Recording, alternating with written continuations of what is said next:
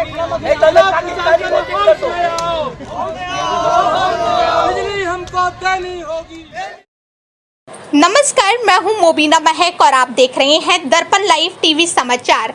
बिजली दिए जाने की मांग पर लोगों ने डीएम कार्यालय पर प्रदर्शन कर दिया ज्ञापन। गंगेश्वर दत्त शर्मा। दिल्ली के ग्रेटर नोएडा हिंडन नदी पुस्ता के इर्द गिर्द बसी कॉलोनी गुलेसरा, सुतियाना, हल्द्वानी, जलपुरा, लखनवली आदि कॉलोनी के निवासियों ने विद्युत कनेक्शन दिए जाने की मांग को लेकर आज जिलाधिकारी कार्यालय सूरजपुर ग्रेटर नोएडा पर जोरदार प्रदर्शन कर ज्ञापन दिया।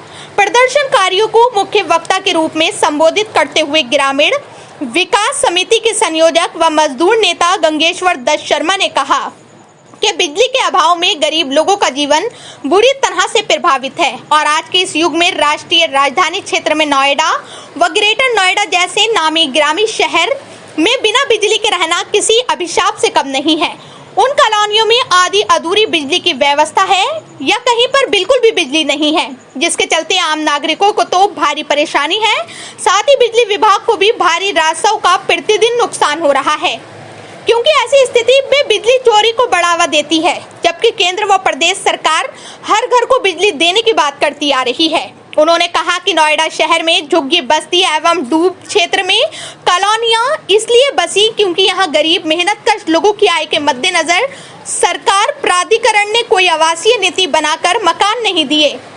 न्यूनतम वेतन पाने वाले या छोटा मोटा स्वरोजगार करने वाले लोगों ने किसानों से जमीन खरीदकर सरकार को राजस्व देकर रजिस्ट्री कराकर मकान बनाई, जिनमें आज लाखों की आबादी निवास करती है, जिसे हटाकर किसी अन्य जगह स्थापित करने की स्थिति में आज सरकार नहीं है। इसलिए इन कॉलोनियों में मूलभूत नागरिक सुविधा उपलब्ध कराना प्रदेश सरकार, जिला प्रशासन, बिजली विभाग, प्राधिकरण की प्राथमिक जिम्मेदारी बनती है।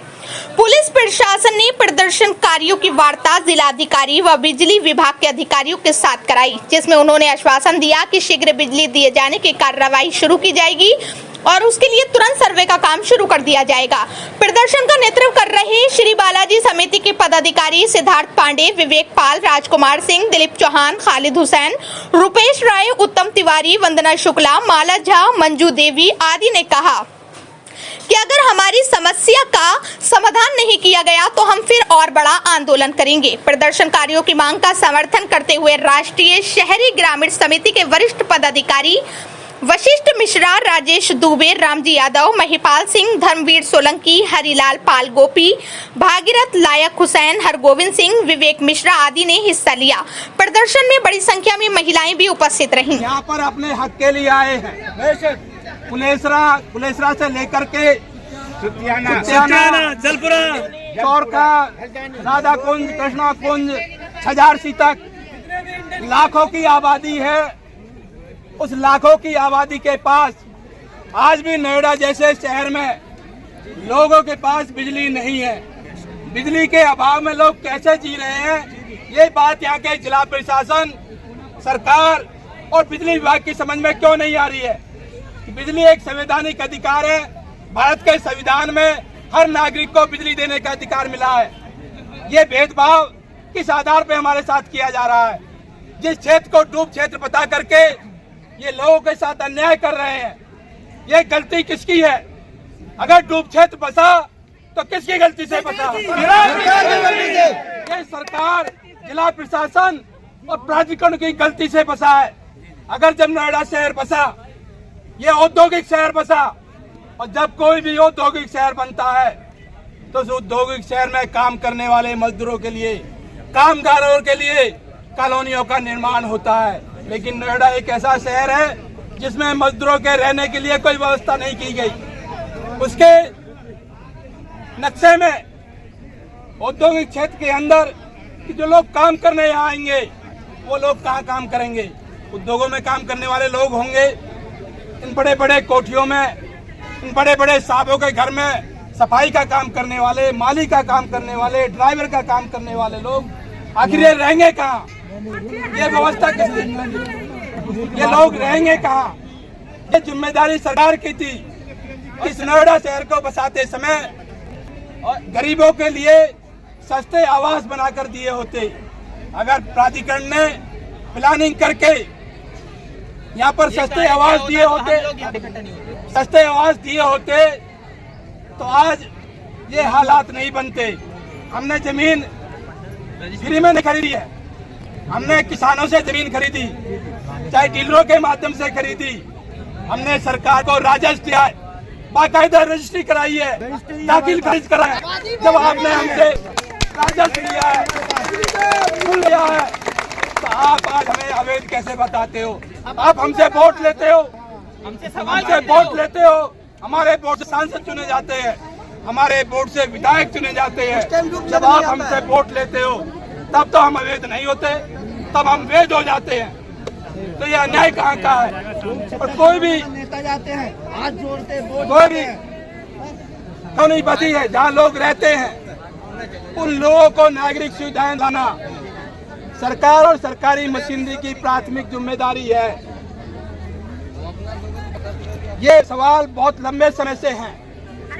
लाखों की आबादी है जो रोज मर रही है, जो रोज जी रही है। डोजर का हमें डर दिखाया जाता है, नहीं जाती है, नागरिक सुविधाएं नहीं दी जाती है। नागरिक सुविधाओं के अभाव में लोग किस तरह जी रहे हैं, कहने के लिए ये एक बहुत बड़ा औद्योगिक क्षेत्र है, एशिया की मानी हुई नगरी है। लेकिन मानी हुई औद्योगिक नगरी के अंदर मजदूरों के हालात क्या है, गरीब आदमी के हालात क्या है? लाखों की आबादी के पास बिजली के कनेक्शन नहीं है और सुविधा तो दूर की बात है। आज हम अपने बच्चों को पढ़ाते हैं, हमारे बच्चे पढ़ते हैं इस भीषण गर्मी के अंदर या सर्दियों के अंदर कैसे हमारे लोग रहते हैं, बच्चे कैसे रहते हैं, हमारे परिवार कैसे रहता है, ये दर्द क्या उनकी में नहीं आता। आज भी हम मोमबत्ती और लाल के सहारे जिए इस औद्योगिक शहर में, अरे पूरे देश के लिए शर्म की बात है। और सरकार को शर्म आनी चाहिए, प्राधिकरण को शर्म आनी चाहिए, जिला प्रशासन को शर्म आनी चाहिए। तो नागरिक सुविधाएं बहाल होनी चाहिए। ये बड़ा सवाल है, हमारे आवाज से जुड़ा सवाल है, हमारे जिंदगी से जुड़ा हुआ सवाल है। हम लोगों ने अपनी जिंदगी की गाड़ी मेहनत की कमाई, एक एक पैसा हमने जोड़ करके जमीन खरीदी, कैसे कैसे हमने मकान बनाए हैं, कैसे कैसे अपना आवास बनाया। आज उस आवास को तोड़ने की बात होती है, वहाँ अवैध बताया जाता है, गैर कानूनी बताया जाता है, हमें बिजली नहीं दी जाती, नागरिक सुविधाएं नहीं दी जाती। ये दोयम दर्जे का बर्ताव हमारे साथ आखिर क्यों हो रहा है? इस सवाल पर हम सब तमाम साथियों को लड़ने की जरूरत है, एकजुट होने की जरूरत है। सभी साथी सवाल पर जब तक हम संकित होकर के लड़ेंगे नहीं, तब तक कोई समस्या का समाधान नहीं होगा। एकता हमें बनानी पड़ेगी, अपने मुद्दों पर, अपनी मांगों पे हमें लड़ना पड़ेगा। पहले भी लड़े हैं।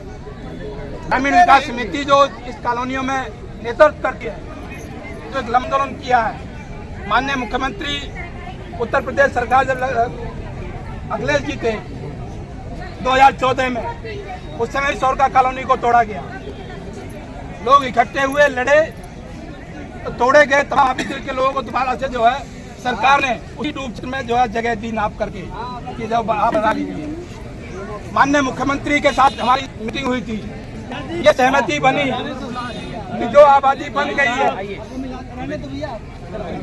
डीएम साहब देखिए, हम सभी लोगों के लिए हमारी बिजली की व्यवस्था बनाने के लिए एनपीसीएल काम करना आज से ही शुरू करेगा, लेकिन परमानेंट कनेक्शन के लिए हम लोगों को मिलकर एनजीटी के सामने अपनी एक पिटीशन रखनी होगी। ये डीएम साहब ने अनुरोध किया है हमसे, और हमको ही करना होगा। इसमें कोई अधिकारी हस्तक्षेप नहीं कर सकता, क्योंकि एनजीटी सोचेगी कि ये अधिकारी का कोई काम है। इसीलिए हमको सामने खड़ा होना होगा एनजीटी के हमारे परमानेंट कनेक्शन के लिए। लेकिन अस्थायी व्यवस्था बनाने के लिए एनपीसीएल हमारा सहयोग देगा, और वो यहाँ पर आज हमारे साथ मौजूद है। तो मैं चाहूंगा कि ये भी अपनी तरफ से कुछ बताएं। आप स्वागत कीजिए सुबोध कुमार त्यागी जी।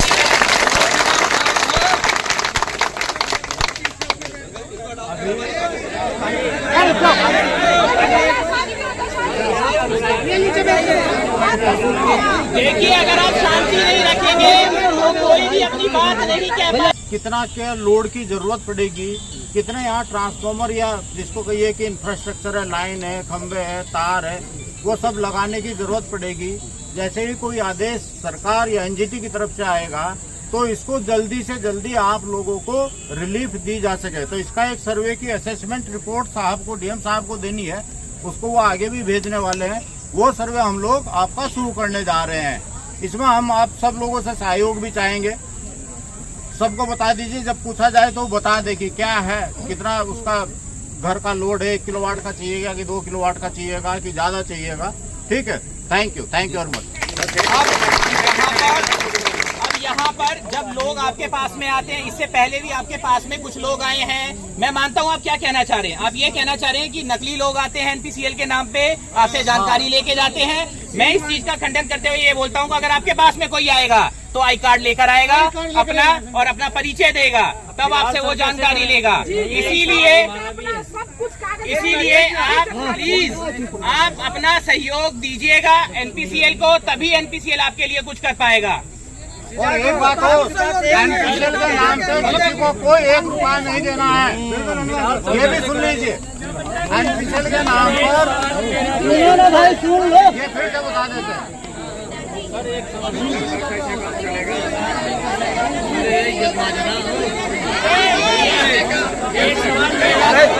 साथियों, अभी जो बातचीत हुई है, वो आपके बीच में आपके प्रतिनिधि सिद्धार्थ जी ने रखी है, एनसीपीएल की तरफ से रखी है। अरे 1 मिनट सुन लो, ये जो तमाम जो मसले हैं, बात तो कर लो, मेरी बात तो सुन लो, बात करके सबसे बोल दो आराम से। तो बातचीत हुई है वो बता दी है। साथियों, सवाल अब ये यहाँ है, इसमें एक चीज मिस हो गई है जो बहुत बड़ा पॉइंट है। वो सबसे बड़ा पॉइंट ये है कि जब तक मीटर नहीं लगेंगे, जब तक हमारे बच्चे कैसे रहेंगे इस बड़ी गर्मी में। तो वो जवाब दे दो। देखो सुनिए भैया, सिद्धार्थ भैया, आपने बोला कि मीटर टाइम क्यों खींच रहा है? आपने बोला कि अब हम इस पे काम शुरू कर देंगे, काम 2 महीने में होगा, 3 महीने में होगा, वो जो होगा होता। लेकिन अभी हमारे बच्चे गर्मी में मरे, अभी इसका क्या समाधान है? आए दिन हमारे तार कटते रहते हैं। आपकी बात आ गई। देखो साथियों, आपको अगर बिजली लेनी है तो हमें लगातार लड़ना पड़ेगा, संचित होना पड़ेगा, लगातार दबाव बना के रखना होगा। और जब तक एनसीपीएल काम नहीं करती है, बिजली हमारा हक है, हम इस्तेमाल करेंगे और लगाएंगे और चलाएंगे। मगर देश को चोरी मानते रहे, ये हमारा हक है, हम बिल्कुल चलेंगे। जैसे जलाते हैं जलाएंगे, बिल्कुल जलाएंगे। तो कैसे जलाएंगे? एनसीपीएल को ये बोल दिया जाए कि जैसे लाइट अभी तक चल रही है वो वैसी जब तक जलेगी, जब तक मीटर नहीं लग जाएंगे। क्योंकि गरीब गरीब आदमी के पास इतना 500 रुपए 300 रुपए का डेली कमाता है, जिसमें 35 रुपए किलो का वो आटा खरीदता है।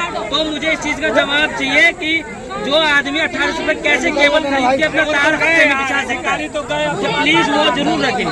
वो कह दिया गया है कि कोई जो है बिजली नहीं काटेगी, कहाँ जाना है, और काटेंगे तो फिर जो है वहीं रास्ता जाम करके बैठ जाएंगे। तो लड़ना पड़ेगा, एक दिन की लड़ाई नहीं है, ये लंबी लड़ाई है, हमें सबको नहीं कटनी चाहिए। पानी नहीं है, बच्चे कैसे पढ़ेंगे? नन्हे बच्चे हैं, एक महीना 2 महीना।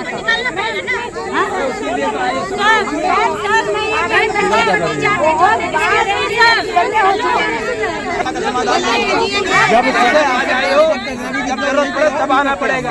काम नहीं हो रहा, डिले हो रहा, फिर आके घेरो, तब काम आगे बढ़ता है। सर्वे करेंगे तो तार नहीं काटेंगे, सर्वे करने आप देख ना, ये बात बोल गई है। घर बना सकते हैं, जमीन तो इसीलिए तो आए हैं, वो हक है आपका।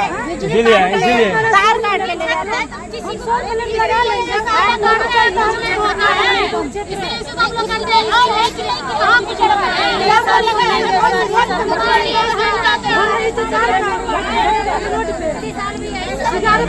आप लोग का समस्या और समस्या हम लोग पब्लिक के सामने, हमारे छोटे छोटे बच्चे हम इतना परेशान रहते हैं, पैसा नहीं दूंगे।